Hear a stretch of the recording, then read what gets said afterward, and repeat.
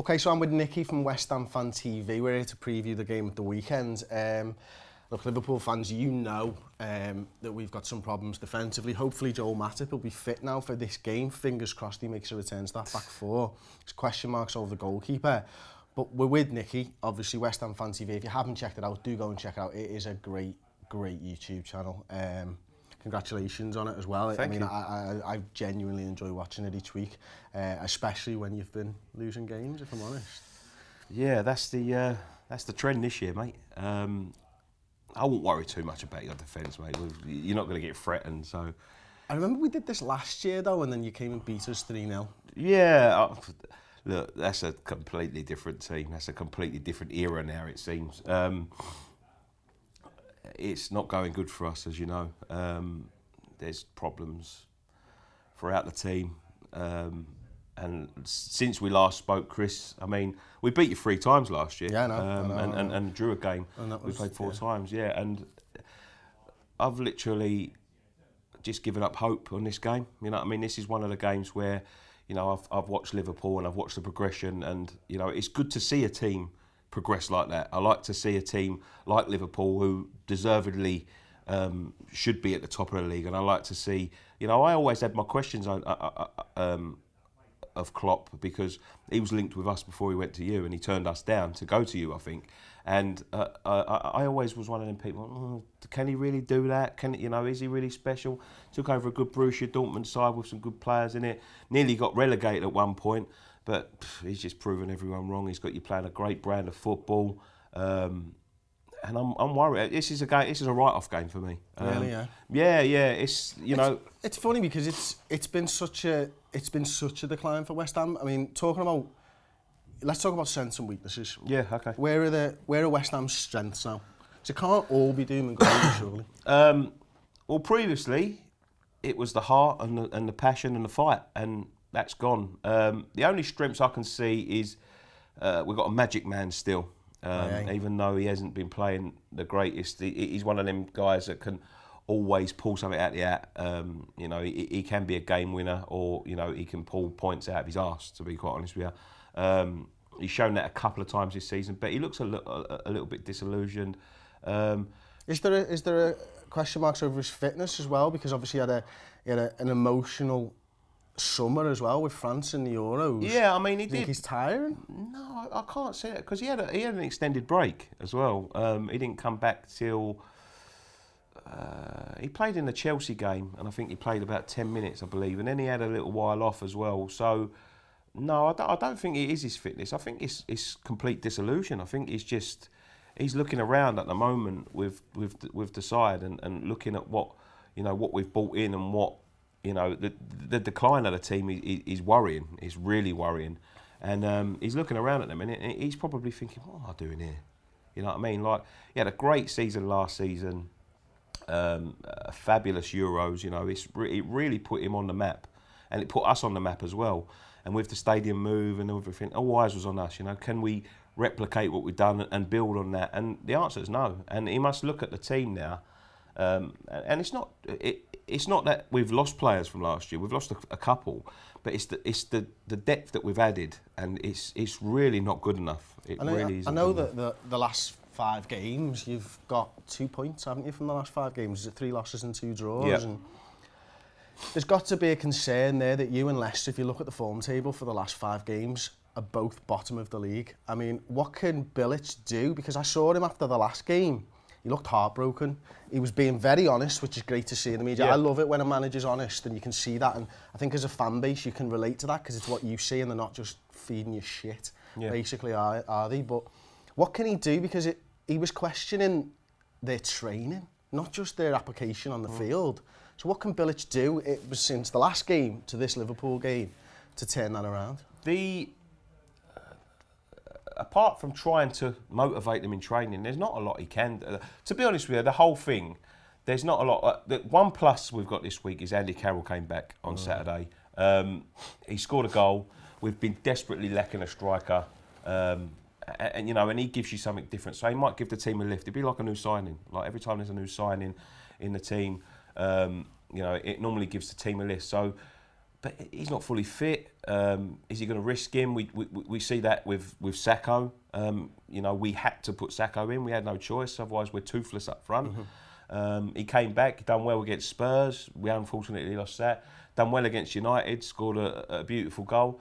And then we lost him for 6 weeks. So is he going to, you know, if that happens to Carroll, and let's be fair, it's happened over his it's career, happened, hasn't it's it? happened and happened and happened. So if he comes back and rushes him in and he gets that sort of injury, we might as well start signing the papers to go in the Championship, to be quite honest with you, because unless we have a big transfer window, and rumours are that we've got no money, and how that's happened, I don't know, we'll get onto that in a minute, unless we sell, who's going to take anyone that we've got in a minute? Apart from Payet, and you don't want to lose your best player. No, you can't. You surely can't lose him. We did a show last week actually on the Redmen, and we discussed who would be the one player you sign from a team lower than 7th in the Premier League, and I went for Payet, and a couple of people went for Payet and stuff, because he's that one. He's an enigma, isn't he? He can, as you said, he can pull points out of his arse. He can score goals that win you games, and that's something that I would take in a heartbeat. And where do you think, we've talked about the strengths, but where do you think the weaknesses are? Because you had a solid back four last season. Yeah. What's happened to that? Because it's am I right in saying it's nearly the same players? We lost Tompkins. I think that was, and in hindsight now, at the time, I was one of the people saying, you know, we got 12 million for him, and I thought, that's good money for him. You know what I mean? He wasn't playing in the side as regular. If he was playing on at right back. But what he does give you, Chris, is he gives you that West Ham mentality. He knows the club inside out. He knows the players. He knows the staff. He's been there all his career. And I don't mean this is not a racially motivated, but he's English. He gives you that English bulldog spirit, that English fight, you know. And we sold him, and then how's your luck? We sell him. We've got four great centre halves from last season, and we sell him, and then we revert to a 3 at the back formation. So it's, in hindsight, it's crazy to sell him, but it just isn't clicking. The difference between this season and last season is the fight and the spirit, and I think it's all due to just cheap foreign imports, people that are just here to get their foot back in the Premier League. If they've been here before, they come over here. People that just ain't up for that sort of fight, ain't up for, you know, competing to get into the side, are happy to just sit on the bench and collect their wages. Some terrible players as well. And who's the terrible player that you think of most when you say that? Nordveit, he's awful. Torre, I've never seen anything like it. And when you look at someone like Torre, and I looked at him from Besiktas, and he looked at a decent player. You know, he looked like he could be sort of like a poor man's Payet, so to speak. He's got that strength in his legs. He runs at player. He came here. I think I'm fitter, and I'm not even. That's if me and him went on a training pitch, he'd probably beat me by half a second or something. You know, that's how unfit he looks. You know, and you know, when you've got players like that who just ain't interested in getting into the team, ain't interested in getting back into the side, ain't interested in, you know, progressing the club. You know, the two shining lights, I mean, Ayew's been trash as well. I mean, you've got to give him a bit of time as well. He has come back from injury. A lot of them players have had injuries as well. The two shining lights, I think, is Edmilson Fernandez, who's come in. He's played at right back. Now, I say it's a shining light. He had a great game against Chelsea. Played defensive, scored a great goal, and then starts blabbing to his mouth to the Portuguese newspapers about who he's going to go and play for next. And that's the difference. You know what I mean? That's the difference. They're not thinking about West Ham. No. They're thinking about the next thing. Yeah, and that's the thing about relegation. And that's the unfair thing on fans and to a club to a certain extent. I think the club deserve everything they get, in my opinion. But the fans to a certain extent, because as soon as we go down, them players are probably looking now about stuff, aren't they? Yeah, about who they're going to go to next, and you know. So you don't think, like, let's say West Ham went down, who's staying? Who's staying for the fight? Noble. I could see Carroll staying as well. Someone like Carroll. I think he would feel that he owed us because of all the problems. You know, the investment that we've given him, the wages that we've given him, and. You need more than that, though, and that Yeah. you know, I don't think West Ham are going to go down, but you need players who care about the club, don't you? And it looks from an outside, and I don't watch West Ham every week, obviously, but looks from an outside looking in, there's just not enough heart, there's not enough desire, there's not enough players on that field who want to get results for West Ham, and they all look to me, again, from the outside looking in, like they were ready for a European fight, and they're not ready for a relegation fight, and there's a big difference there in mentality, isn't there? Of course, yeah. And I think you know, it's going to be a massive. This is probably Bilic's biggest job as a manager now. I'm not sure. Look, I want the manager to stay. I think he's been let down by the board. I think he's been let down by the club in terms of signings. There's a bit of a debate going on at the minute about who sanctioned the signings. Now, our chairman have got a long history of, you know, just buying people and just saying get on with him. So but a few people are saying no, he's the one that sanctioned the signings. And if that's true, they're awful signings. I'm not sure whether he's got the I don't know. He looks a lost man. He looks he looks lost. He don't look like he knows what to do. He came in last season and he hit the ground running like that. And then when I look at him at the difference between this year and last year, and it's great being brutally honest, but when you're in this sort of fight, and we've seen this with Pardew as well. We had some great players then. We went down in 2002 with probably a better squad than we've got now. So you're never too good to go down. I see you on social club saying, are they too good to go down? No, we're definitely not. You know what I mean? And that's the difference. But it was like last season. Sorry, it was like last season. He had the man. It's such like Ranieri. And this season, everything you time. We saw it with Rafa Benitez the year after we finished second in 2009. He changed the way he was doing things because nothing was working, and it's very difficult when you start going away from what you believe in to get something right, isn't it? You mentioned it briefly before. Why won't West Ham have money in January? I don't know, and that's I've heard. I mean, this might be total nonsense, but these are whispers, and sometimes there's no smoke without fire. But I've heard that he's been told that if he wants to buy, he needs to sell. Now, the whole stadium move has been a total disaster from top to bottom. It's obviously not suiting the players. It takes that close knit ground that we had before. You know, we're all detached from that. People are, you've seen it all over the news, and people are fighting each other. There's trouble in the stadium. They think they're being treated like trash, and that spills over onto the pitch. I mean, I remember when we was playing Southampton, and I don't think a lot of people picked this up, but there was a bit of a scrap. I think it was Southampton. It was either Southampton or Watford. There was a bit of a scrap, and I see like a few players sort of like looking around to see what was going on, and the game's going on, and I remember someone shouting, I'm saying, look, carry on with the... And so that you can tell that them things are distracting the players. It's a total different ball game when you go into that stadium. We're not, like you have these transitions, and we will get used to it. It will get better. But the danger is, like when I was talking about this to Robbie the other day, when Arsenal went in there, when who else has moved lately? Not like you mean into a bigger stadium, that. I mean, City did it a few years back. City, now. yeah, but that's the thing. But they are never in danger of going down. Do you know what I mean? And that's the difference between us and them.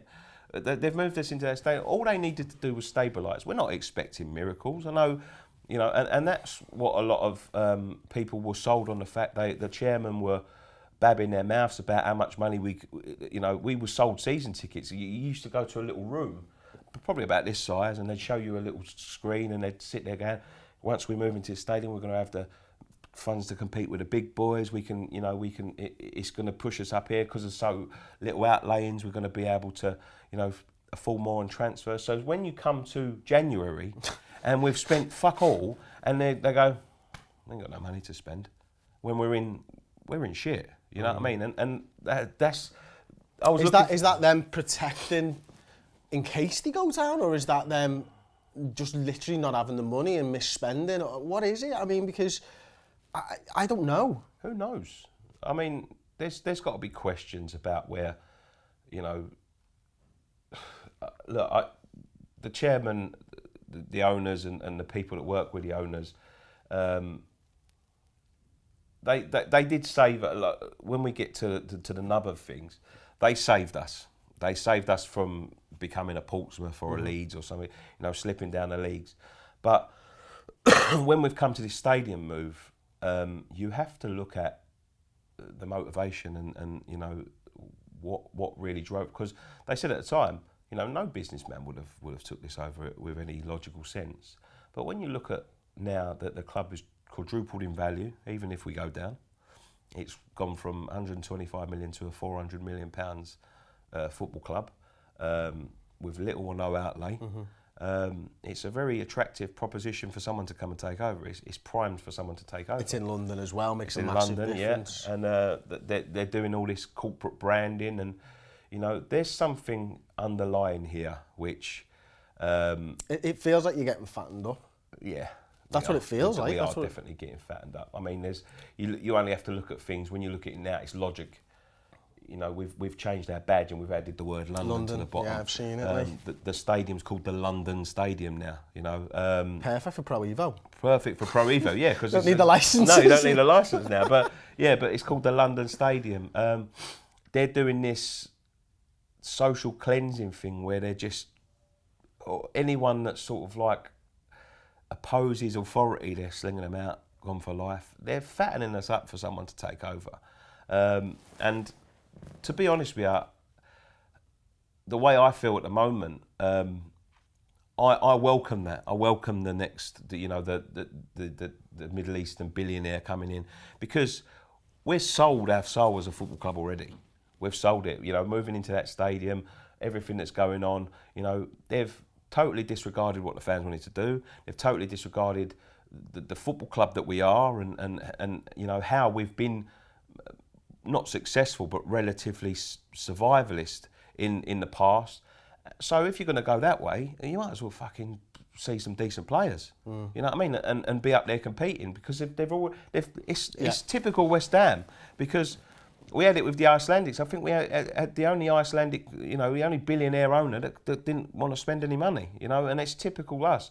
So if you're going to sell ourselves down that river, might as well go the whole hog. Yeah. It's mad. To be honest with you, you've made me feel really bad, because I don't want to hear or see anybody talk about the football club in the way that you've just spoken about it at length, because we were close to that a few years ago, and not a lot of fans realised just how close Liverpool were to the brink. We were within hours of that happening to us, and I couldn't imagine the heart of Liverpool being ripped out. And where do you stand? Because you've got this football club. We don't stand. No, sorry, yeah.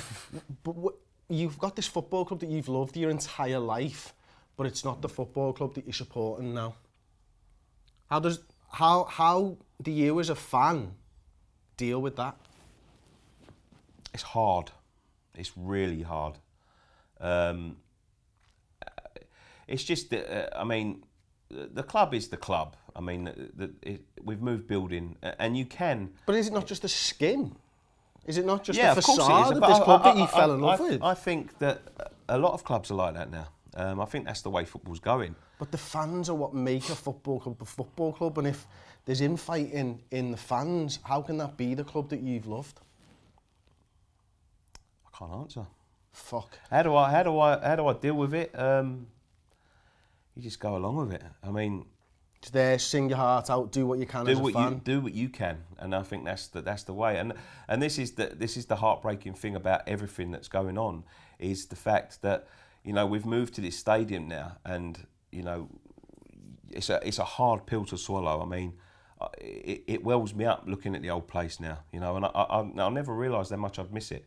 I never realised that. I was quite looking forward to going into the new stadium, but we were sold a lie.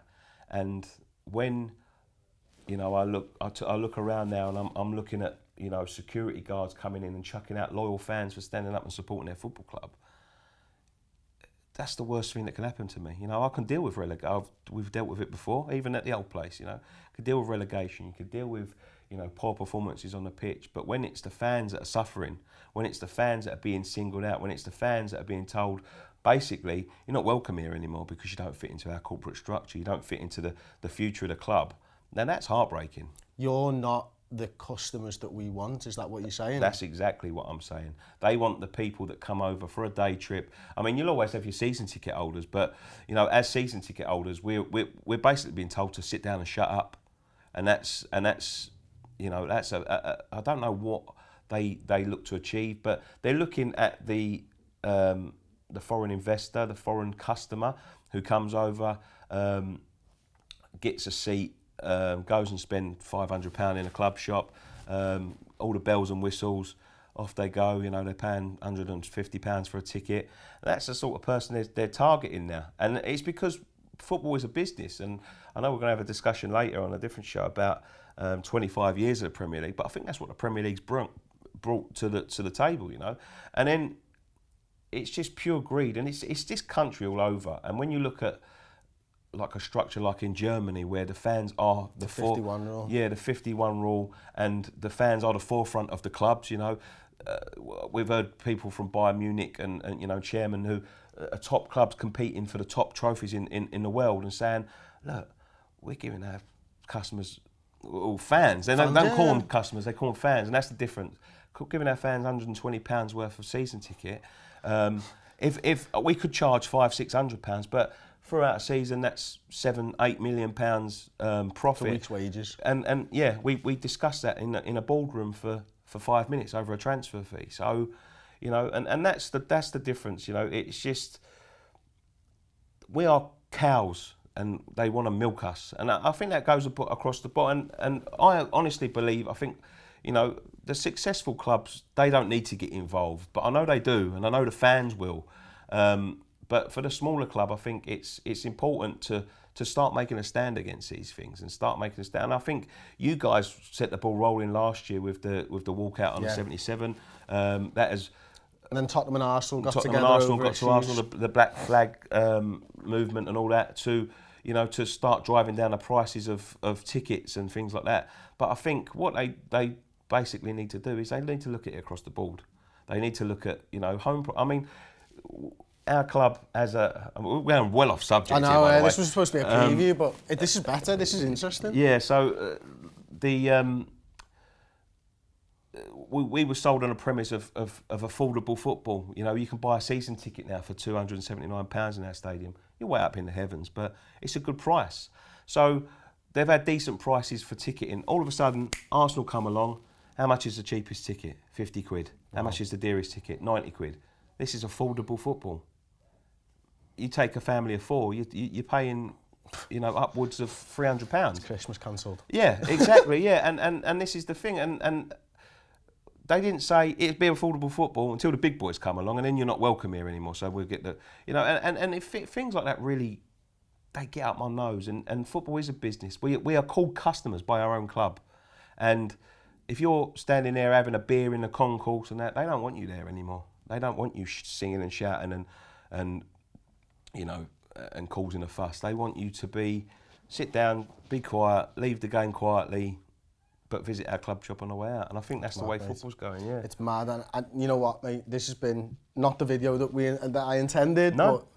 But I think this has been massively interesting. Please do go and check out Nicky on West Ham Fan TV for more of that type of honesty and opinion about football in general, but obviously about West Ham United. Nicky, thanks very much. No, thanks, mate. Really appreciate it.